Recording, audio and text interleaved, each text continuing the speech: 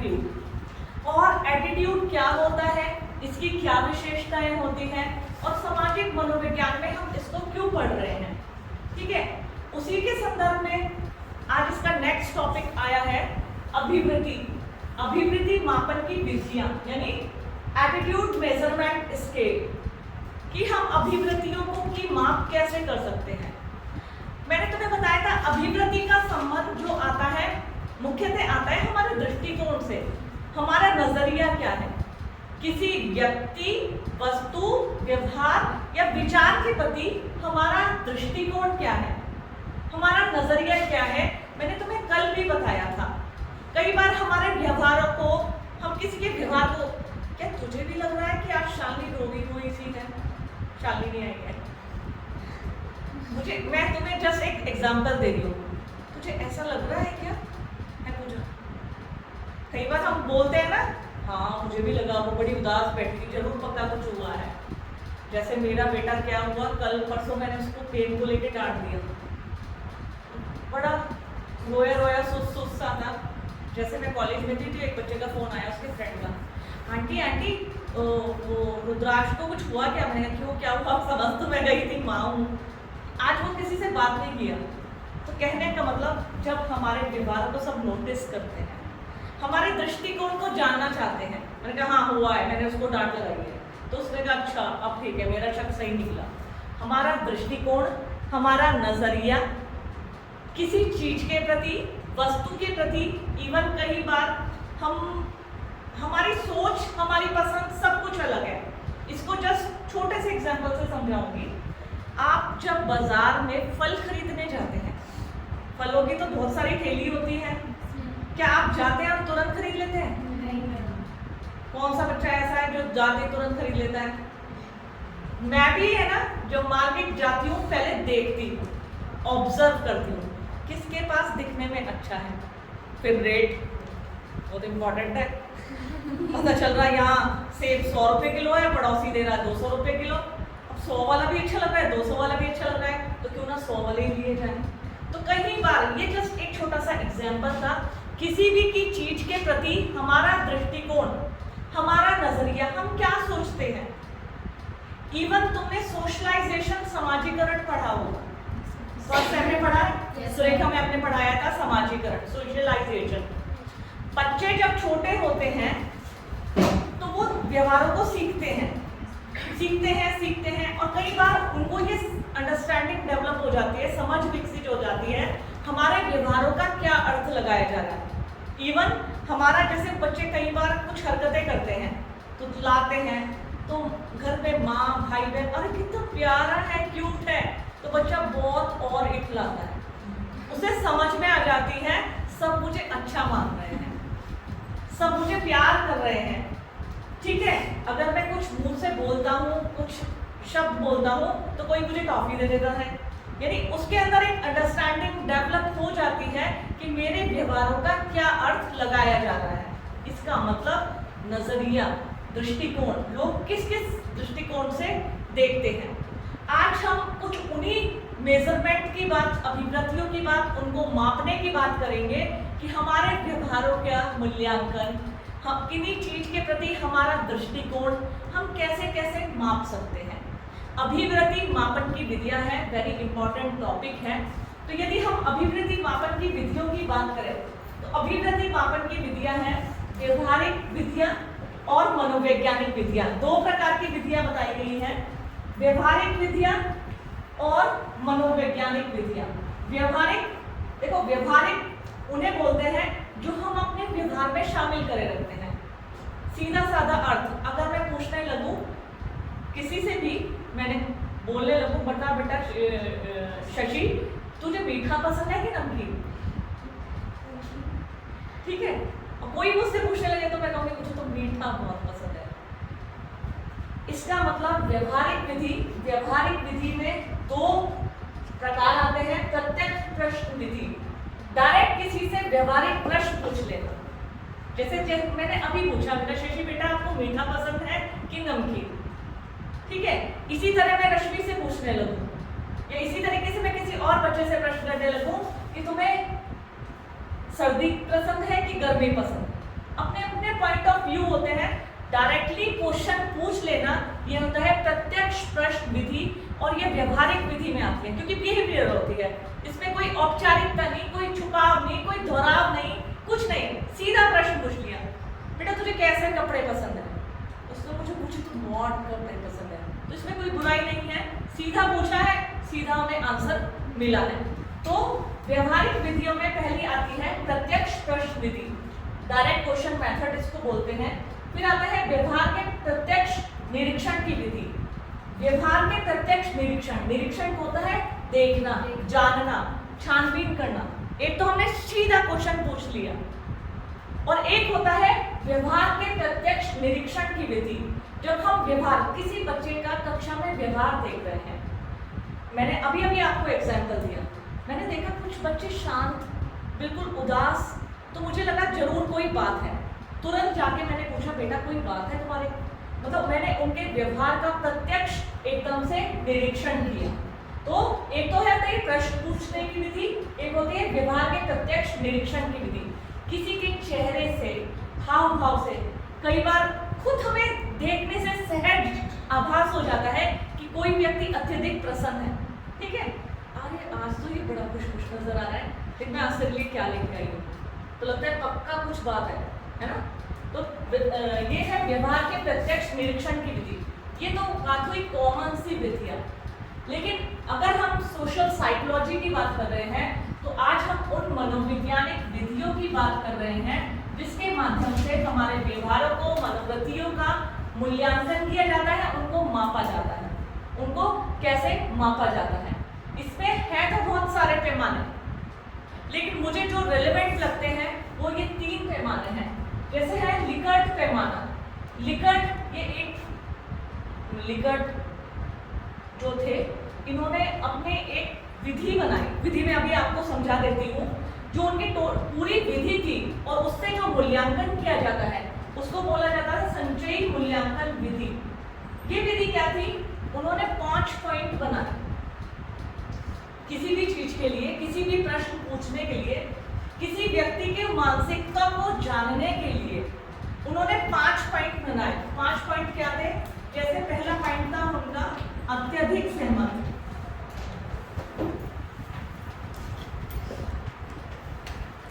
इसको इन्होंने 5 अंक दिए। फिर आया दूसरे नंबर पे सहमत, इसको उन्होंने 4 अंक दिए।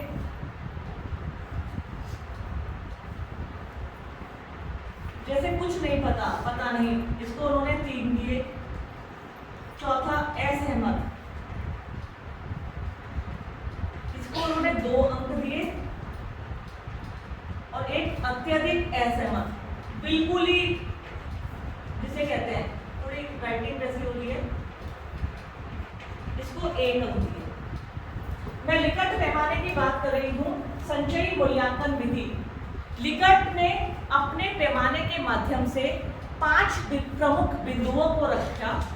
किसी व्यक्ति के नजरिए को, दृष्टिकोण को आंकने के लिए उन्होंने कहा कि जैसे हमें कोई प्रश्न पूछना है तो हम डायरेक्ट प्रश्न ना पूछें। जैसे तुम अब 3rd सेम में, 4th सेम में जब जाओगे, आप रिसर्च करोगे, इवन यदि आप सोशियोलॉजी से पीएचडी करेंगे, रिसर्च करेंगे, आपको डिग्री कॉलेज का प्रोफेसर बनना है तो आपको सोशियोलॉजी से पीएचडी करनी पड़ेगी। उसके लिए इन सब चीजों को, पैमानों को, विधियों को जानना जरूरी है, क्योंकि हमारी रिसर्च मैथोडोलॉजी में इसका हम प्रयोग करते हैं। तो जो लिकर्ट पैमाना है उनकी संचयी मूल्यांकन विधि है। इस संचयी मूल्यांकन विधि में उन्होंने 5 प्रमुख बिंदुओं को रखा। अत्यधिक सहमत 5 नंबर दिए, फिर सहमत उसको 4 दिए, फिर पता नहीं ये 3 नंबर दिए, फिर असहमत को 2 और अत्यधिक असहमत को 1। उन्होंने कहा किसी व्यक्ति के या किसी क्षेत्र का हमें सर्वे करना है, किसी के मूल्यांकन करना है। फॉर एग्जाम्पल, मैं तुम्हारी क्लास के सब बच्चों से कुछ प्रश्नों को पूछूं और ये ऑप्शन दे दूं, जो बच्चा जिसके आगे ज्यादा सर्कल करेगा। फॉर एग्जाम्पल, आपको मैंने पूछा क्या आप अपनी पढ़ाई की विधि से सहमत हैं, मतलब खुश, मतलब आप अपनी पढ़ाई की विधि से कितने संतुष्ट हैं, ठीक है। जैसे मैं क्लास में पढ़ाती हूँ, वीडियो भी बनाती हूँ, नोट्स भी देती हूँ, मोटिवेट भी करती हूँ, अब टीचर, ठीक है। फिर तुमने कहा कि पता नहीं, ठीक है, काफी बच्चों ने लिख दिया पता नहीं, तो मेरे पास 20 बच्चों के रिस्पॉन्स आए और जो सबसे ज्यादा मार्क्स आया पता नहीं पे आया। इससे मैंने ऑब्जर्व किया कि कहीं ना कहीं मेरे पढ़ाने में कुछ कमी है, मुझे अपनी इसको सुधारना पड़ेगा, कमियों को मुझे बच्चों का देखना पड़ेगा कि किस चीज में उनकी रुचि है। फिर मैंने दोबारा एक आपके लिए रिसर्च किया कि मैं तुम्हें नोट्स के माध्यम से पढ़ाऊं कि बोर्ड पर समझा के पढ़ाऊं, क्या सही रहेगा? तो आप कहोगे सहमत, अत्यधिक सहमत। तो मुझे लगा कि हाँ, बच्चे वैसे पढ़ाने से अच्छा बोर्ड पर समझाकर जो पढ़ाया जा रहा है उससे खुश है, उससे प्रसन्न है, क्योंकि जो मुझे रिप्लाई मिले वो सबसे ज्यादा मिले अत्यधिक सहमत थे। तो कहने का मतलब नजरिया दृष्टिकोण जो होता है वो लिखत पैमाने के 5 बिंदुओं के माध्यम से मापा जाता है, जिसे बोला जाता है संचयी मूल्यांकन विधि, और ये सबसे इम्पोर्टेंट विधि है। बाकी जब अगर हम युक्त तुलनात्मक विधि और घटक पैमाने की बात करें तो सब ऐसे ही हैं, जनरली किसी के व्यवहार के प्रति, दृष्टिकोण के प्रति, नजरियों के प्रति जानने के लिए। जो इम्पोर्टेंट है वो है संचयी मूल्यांकन विधि, क्योंकि आपने 5 प्रमुख बिंदुओं को रखा जिससे किसी व्यक्ति का मूल्यांकन किया जा सकता था। दूसरी आती है थर्स्टन पैमाना। थर्स्टन पैमाना क्या था? इसे युक्त तुलनात्मक विधि भी कहा जाता है। किसी भी चीज की जानकारी के लिए, विषय की जानकारी के लिए युग्म कहते हैं 2 एक साथ, जैसे 1 और 2, इन दोनों का युग्म बनाना। मतलब अगर आपको किसी चीज के बारे में, अपनी सरकार के बारे में, अपने राजनेता के बारे में किसी का मूल्यांकन करना है, उस मूल्यांकन के लिए युग्म बनाए जाते थे, 2-2 के सेट, युग्म बोलते हैं 2-2 के सेट। उसमें विचारों को जाना जाता था। फॉर एग्जाम्पल, इसको एक छोटे से एग्जाम्पल से समझाऊंगी। अगर जैसे आप किसी गांव या नगर में रहते हैं और आपके यहाँ सफाई की व्यवस्था जो कि नगर निगम या उनके द्वारा संपादित की जाती है, तो उसके बारे में पूछा गया, आपके विचारों को जाना गया कि बताइए आप अपने यहाँ की जो सफाई व्यवस्था है, पेयजल व्यवस्था है, उससे संतुष्ट हैं या आप उसके प्रति कैसा दृष्टिकोण रखते हैं। तो जो ये युग्म तुलनात्मक पद्धति है, इसमें क्या होते हैं, युग्म के माध्यम से 2-2 ऑप्शन होते हैं। 2-2 ऑप्शन में क्या होता है, दोनों को वरीयता दी जाती है। दोनों का मतलब हाँ भी और नहीं, बीच का, मिडिल क्लास का, पास की लाइन का। जैसे एक तो है हाँ और ठीक ठाक, दूसरा युग्म होगा नहीं, नापसंद, युग्म के माध्यम से। तो इसमें जैसे आपने ऑप्शन, युग्म कहने का मतलब है सिंपल पैमाना है, सिंपल मनोगति है। जैसे हमारे मतों को जाना जाता है कि आप वर्तमान सरकार से संतुष्ट हैं, हाँ, नहीं, पता नहीं, या तो हाँ होंगे या नहीं, या हम जान ही नहीं रहे हैं, इतना हम समझ ही नहीं पा रहे हैं। तो ये उसमें पैमाने में आता है। एक आता है गटमैन का पैमाना। गटमैन का पैमाना भी एक मनोवैज्ञानिक पैमाने के अंतर्गत आता है। ये गटमैन महोदय ने दिया था। इन्होंने अपने पैमाने के माध्यम से हमारे दृष्टिकोण, नजरिए, व्यवहारों के अध्ययन की विधि को प्रस्तुत किया। और गटमैन जो पैमाना था, इस पैमाने में सिंपली पैमाने का जो दृष्टिकोण था वो हाँ नहीं के रूप में था। जैसे हम प्रश्नावली बनाते हैं, मैं आज डेजर्टेशन करा रही थी बच्चों को। डेजर्टेशन में आप जितने भी टॉपिक चुनेंगे या पीएचडी करने जाएंगे इन फ्यूचर, जब आप पीएचडी करने जाएंगे तो पीएचडी करने के लिए आपको एक क्वेश्चनेयर बनानी पड़ेगी। क्वेश्चनेयर बोलते हैं प्रश्नों की सूची, प्रश्नावली। या कई बार आप ऑनलाइन शॉपिंग करते हैं, जोमेटो से कुछ ऑर्डर किया है? नहीं, ऑनलाइन शॉपिंग तो करते हैं। फिर आपका फीडबैक लिया जाता है, कितने खुश हैं, एक बहुत बड़ा स्माइली सा फेस आएगा, फिर हाँ ठीक, फिर नहीं अच्छा नहीं लगा प्रोडक्ट, फिर तो आप कभी कभी जब गुस्सा आता तो लिख ही डालते बहुत ही घटिया निकला, वापस भी नहीं हो रहा, मेरे पैसे ही शिकार गए। मेरे साथ भी ऐसा हुआ है। तो वास्तव में ये गठबंधन पैमाने की विधि है। कहने का सिंपली टोटल अगर हम व्यवहारिक अध्ययन की बात करें और मनोवैज्ञानिक विधियों की बात करें, दोनों का अर्थ होता है व्यक्ति के व्यवहारों को मापना, जानना, उसके विचारों को जानना, उसके दृष्टिकोण के का मूल्यांकन करना कि किसी चीज के प्रति हम कैसा, जैसे किसी व्यक्ति विशेष के प्रति पूछा जाता है। जैसे अगर हम पूछने लगे कि आपको ये व्यक्ति पसंद है, तो कोई टीचर हो सकता है। अगर मैं कह लूंगी क्या तुम्हें मैं पसंद हो, तुम तो नहीं बोलोगी क्योंकि इस समय मैं क्लास में हूँ। नहीं, वैसे ही पूछ रही हो।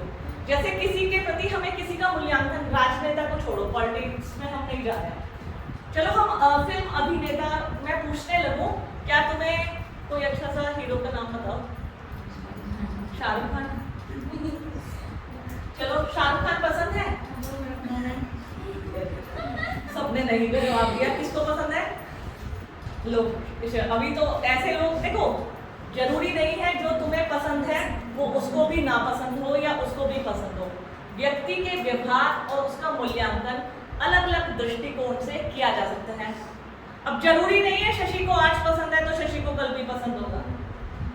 शशि की पसंद और नापसंद बदल सकती है, क्योंकि पता चल रहा कल को जो हीरो आया वो उससे आगे निकल गया, उसकी फिल्म, उसका रोल, उसका कैरेक्टर हमें और खाने लगा, तो तुरंत हमारा नजरिया बदल गया और शाहरुख खान की जगह ले ली किसने? आमिर खान। बिल्कुल, ये हमारी मनोवृत्तियों की माप होती है। कई बार हम अपने आप को देखते हैं, जो मैं खुद देखती हूँ, हम अपनी, चलो इस चीज को तो छोड़ दो, हम अपनी एजुकेशन को क्यों ना लें? हम जिस एजुकेशन को लेकर चले थे, क्या जिस दिन आपने एजुकेशन, मतलब जैसे प्राइमरी एजुकेशन, चलो उसको तो छोड़ दो, 6th क्लास में क्या आपने सोचा था कि आप MA सोशियोलॉजी करोगे? किसी ने सोचा था? नहीं। क्योंकि तब हमारा दृष्टिकोण कहीं ना कहीं रहा होगा हम तो इंजीनियर बन जाएंगे। मैं तुम्हें अपनी बात भी बता रही हूँ, तुम्हारे दिलों की भी बात कर रही हूँ, हम तो डॉक्टर बन जाएंगे, ठीक है, ऐसा बन जाएंगे। फिर थोड़े थोड़े आगे निकल के आते हैं, मैथ्स तो बहुत कठिन है रे, और साइंस तो समझ में नहीं आ रही, आर्ट्स ले लो, निकल जाएंगे इसमें। फिर हमें लगता है चलो हम अच्छे से कोई सरकारी नौकरी लेके IAS बन जाएंगे। अरे भाई तो सिलेबस बहुत कठिन है, अच्छा B.Ed कर लो, टीचर ही बन जाएंगे।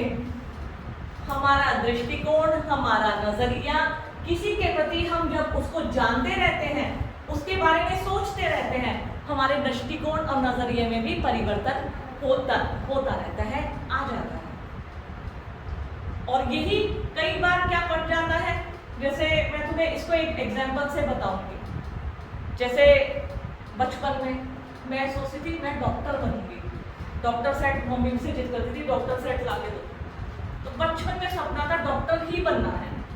फिर जब 9th 10th में आई, मुझे थोड़ा साइंस टफ लगी, बड़ा डर लगने लगा यार, तो बनना तो डॉक्टर है, अब क्या हो गया, ये तो पढ़ाई भी हो रही है, शायद मन भी नहीं रहा होगा, मन खेल में रहता था, ठीक है। तो फिर वो डॉक्टर से मुड़ के चला गया 11th 12th में आर्ट्स की साइड। हालांकि मैंने मैथ्स लिए रखी 12th तक, मेरे पास मैथमेटिक्स थी, आर्ट्स की तरफ मुड़ गया।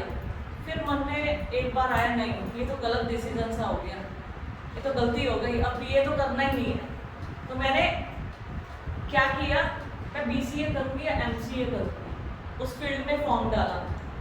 इलाहाबाद काउंसलिंग के लिए आया था, उस समय मुझे याद है तब तक यूपी और उत्तराखंड एक था, मम्मी के साथ इलाहाबाद गई, काउंसलिंग में नाम नहीं आया, चलो भाई BA में एडमिशन लूँगी, ठीक है, BA में एडमिशन लिया। अब तो पक्का मैं MBA करूँगी, MA करूँगी ही नहीं। मैंने कभी नहीं सोचा था मैं इस तरीके से आज एक प्रोफेसर रहूँगी, कभी नहीं सोचा था। फिर एक पंडित जी मिले तो मम्मी दिखाने लगी कि देखो जरा मेरी लड़की कहाँ की है, क्या बनेगी, तो उन्होंने बोला डॉक्टर। मैं अपने मन में मुस्कुराई, मैंने कहा ये मम्मी का पागल बना रहा है, पक्का पैसे लेके जाएगा, मैं तो आर्ट्स स्ट्रीम की हूँ, मैं कहाँ डॉक्टर बनूंगी। लेकिन आज मुझे लगता है कि जब मैंने PhD की और मेरे नाम के आगे जुड़ गया डॉक्टर तनु मित्तल, मैंने कहा पंडित जी कहीं इसी डॉक्टर की बात तो नहीं कर रहे थे। कहने का मतलब हमारा नजरिया, हमारा दृष्टिकोण समय के अनुसार बदलता जाता है। आज हमें कोई सरकार पसंद है, आगे आने वाले समय में जरूरी नहीं है कि जो जो थी वो ही पसंद रहेगी। हमारा नजरिया किसी के प्रति, किसी के विचारधारा के प्रति बदलता रहता है, और ये वे विधियां हैं जिससे हमारे व्यवहारों को मूल्यांकित किया जाता है, मेजरमेंट किया जाता है। तो ये है अभिव्यक्ति मापन की विधियां। क्वेश्चन लिखिए, और ये इंपॉर्टेंट है, मैं बार बार कह रही हूँ, एग्जाम में आने की पूरी संभावनाएं हैं।